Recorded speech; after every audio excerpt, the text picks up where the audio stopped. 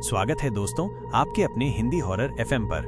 मैं हूं आपका होस्ट और आज हम आपको ले चलेंगे एक ऐसी खौफनाक दुनिया में जहां हर पत्ता एक डरावनी कहानी सुनाता है और हर परछाई में छिपा है एक अनजाना डर। अगर आप हमारे चैनल पर पहली बार आए हैं तो इस रोंगटे खड़े कर देने वाले सफर पर निकलने से पहले कृपया हमारे चैनल को लाइक करें, सब्सक्राइब करें और नोटिफिकेशन बेल दबाना न भूलें ताकि हमारी कोई भी खौफनाक कहानी आपसे छूट न जाए।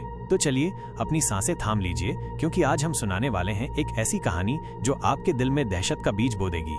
आम का वो हॉन्टेड बगीचा, चुड़ैल का कहर। आज से कई साल पहले की बात है, एक छोटे से गांव रूपनगर में। ये गांव अपनी हरियाली और शांत वातावरण के लिए जाना जाता था। गांव के ठीक बाहर एक विशाल आम का बगीचा था। ये बगीचा इतना घना और बड़ा था कि सूरज की रोशनी भी मुश्किल से जमीन तक पहुंच पाती थी। दिन में भी वहां एक अजीब सी उदासी और खामोशी छाई रहती थी। गांव वाले इस बगीचे से दूर ही रहते थे, खासकर सूरज ढलने के बाद।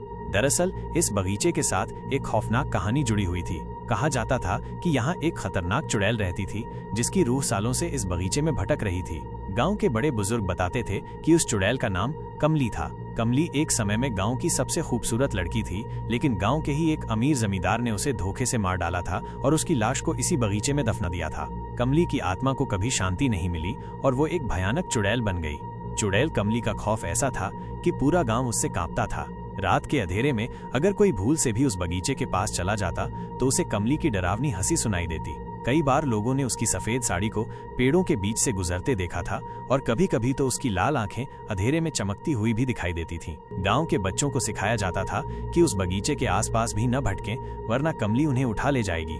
एक बार गांव का एक जवान लड़का रमेश, जो बहुत बहादुर और निडर था, उसने इस बात पर यकीन नहीं किया। वो हमेशा गांव वालों के डर का मजाक उड़ाता था। एक दिन उसने अपने दोस्तों के साथ शर्त लगाई कि वो रात के अंधेरे में उस बगीचे में जाएगा और वहां से एक आम तोड़कर लाएगा। उसके दोस्तों ने उसे बहुत समझाया, लेकिन रमेश अपनी जिद पर अड़ा रहा। जैसे ही रात हुई, रमेश टॉर्च लेकर बगीचे की ओर चल पड़ा। गांव वाले उसे जाते देख डर गए और भगवान से उसकी सलामती की दुआ करने लगे। रमेश जैसे ही बगीचे में दाखिल हुआ, उसे एक अजीब सी ठंडक महसूस हुई। हवा रुक सी गई थी और पत्तों की सरसराहट भी थम गई थी। चारों ओर एक खामोशी छाई थी जो किसी भी सामान्य खामोशी से कहीं ज्यादा डरावनी थी। रमेश आगे बढ़ता गया। पेड़ों की अजीबोगरीब आकृतियां अंधेरे में और भी डरावनी लग रही थीं। अचानक उसे दूर से एक दुखी आवाज सुनाई दी, जैसे कोई रो रहा हो। रमेश पहले तो थोड़ा डरा, लेकिन फिर उसने सोचा कि ये सब उसके दिमाग का फितूर है। उसने अपनी हिम्मत बटोरी और आगे बढ़ा। जैसे ही वो बगीचे के और अंदर गया, उसे लगा जैसे कोई उसका पीछा कर रहा है। उसने पीछे मुड़कर देखा, लेकिन उसे कुछ दिखाई नहीं दिया। फिर उसे लगा जैसे कोई उसके कान में फुसफुसा रहा हो, लेकिन आवाज इतनी धीमी थी कि वो समझ नहीं पाया। रमेश के पसीने छूटने लगे थे। उसका दिल जोरों से धड़क रहा था।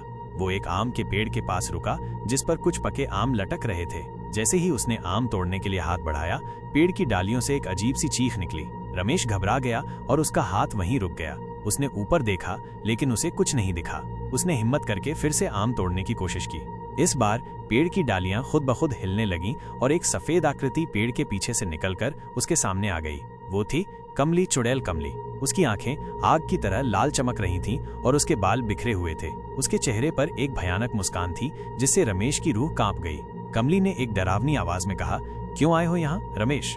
तुम्हें पता नहीं ये जगह मेरी है? जो यहाँ आता है वो कभी वापस नहीं जाता। रमेश डर के मारे जम गया। वो हिल भी नहीं पा रहा था। उसका टॉर्च हाथ से छूटकर जमीन पर गिर गया। कमली धीरे धीरे उसकी ओर बढ़ने लगी। उसके हर कदम के साथ जमीन से एक अजीब सी आवाज आ रही थी। रमेश ने अपनी पूरी ताकत लगाई और भागने की कोशिश की, लेकिन उसके पैर जमीन में धंस गए थे। कमली उसके और करीब आ गई। तुम मुझसे बच नहीं पाओगे, कमली ने कहा। उसकी आवाज में एक अजीब सी ठंडी हंसी थी। अब तुम भी मेरे साथ रहोगे, हमेशा हमेशा के लिए। रमेश ने आंखें बंद कर लीं और चिल्लाने लगा। उसे लगा कि अब उसका अंत निश्चित है। क्या रमेश बच पाएगा कमली के चंगुल से, या वो भी बन जाएगा उस हॉन्टेड बगीचे का एक और शिकार? जानने के लिए बने रहिए हमारे साथ हमारे अगले भाग में।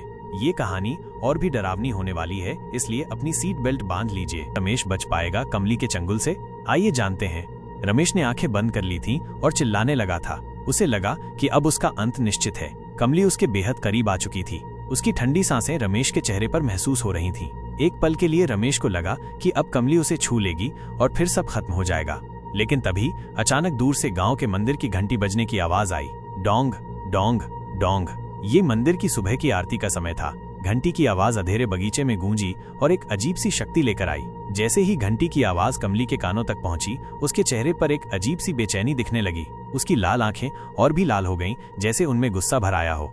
नहीं नहीं, कमली ने एक तीखी चीख के साथ अपने कानों पर हाथ रख लिए। उसकी डरावनी आकृति थोड़ी डगमगाई। घंटी की आवाज जितनी तेज होती गई, कमली उतनी ही कमजोर पड़ने लगी। उसकी भयानक मुस्कान फीकी पड़ने लगी और उसका चेहरा डर से भर गया। रमेश ने आंखें खोली। उसने देखा कि कमली दूर हट रही थी। वो धीरे धीरे पीछे की ओर हटने लगी, जैसे कोई अदृश्य शक्ति उसे धकेल रही हो। मैं तुम्हें नहीं छोड़ूंगी, तुम वापस आओगे, कमली ने डरावनी फुसफुसाहट में कहा। और फिर देखते ही देखते उसकी सफेद आकृति पेड़ों के बीच गायब हो गई, जैसे वो हवा में घुल गई हो। कमली के गायब होते ही बगीचे की खामोशी फिर से लौट आई, लेकिन इस बार उसमें दहशत कम और राहत ज्यादा थी। रमेश के पैर जो जमीन में धंस गए थे, अब आजाद हो गए थे। वो हांफता हुआ वहीं जमीन पर बैठ गया। उसका पूरा शरीर पसीने से भीगा हुआ था और दिल जोरों से धड़क रहा था। उसने अपने आप को संभाला और तेजी से उठकर बगीचे से बाहर की ओर भागा। रमेश जब गांव पहुंचा तो सुबह हो चुकी थी। गांव वाले उसे जिंदा देखकर हैरान रह गए। उसकी हालत देखकर सब समझ गए थे कि वो चुड़ैल के चंगुल से बचकर आया है। रमेश ने उन्हें आपबीती सुनाई और गांव वालों को पहली बार रमेश की बातों पर यकीन हुआ। उस दिन के बाद से रमेश कभी उस बगीचे के पास नहीं गया और न ही उसने कभी किसी को चुड़ैल कमली का मजाक उड़ाने दिया। उस घटना के बाद गांव वालों ने उस बगीचे के चारों ओर एक मजबूत दीवार बना दी और उस पर हनुमान चालीसा के मंत्र लिखवा दिए। उन्होंने बगीचे के पास एक छोटा सा मंदिर भी बनवाया, जहां रोज सुबह और शाम आरती की जाती थी। कहा जाता है कि इन सब उपायों के बाद कमली की आत्मा की शक्ति कम हो गई थी और उसने फिर कभी किसी को परेशान नहीं किया।